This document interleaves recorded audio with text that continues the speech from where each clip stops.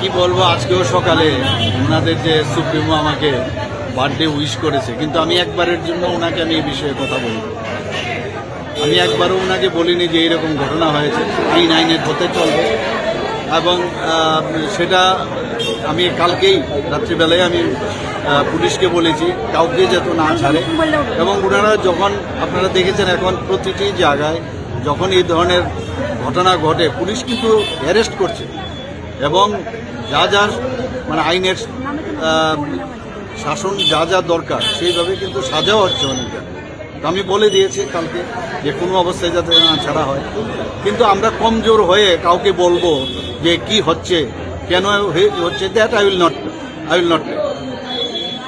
Not wish করেছে, ভালো, very good, আমিও উইশ করব যখনই হবে। কিন্তু বোঝা উচিত।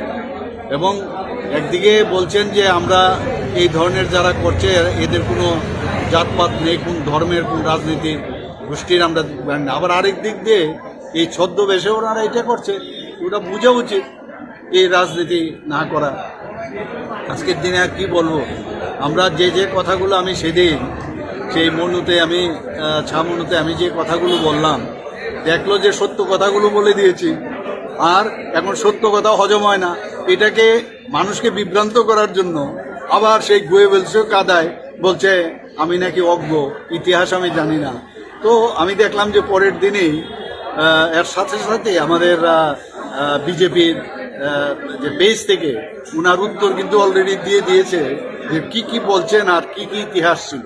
তো কি বলবো না, ওনারা তো এইভাবে রাজনীতি করে এসছে, সামনে একরকম বলেন আর পিছনে আরেক রকম বলেন। আর এই ধরনের রাজনীতি মানুষ পছন্দ করছে না, মানুষ বুঝে। আমি সব কটা প্রশ্নের উত্তর ওনাকে আমি দেবো।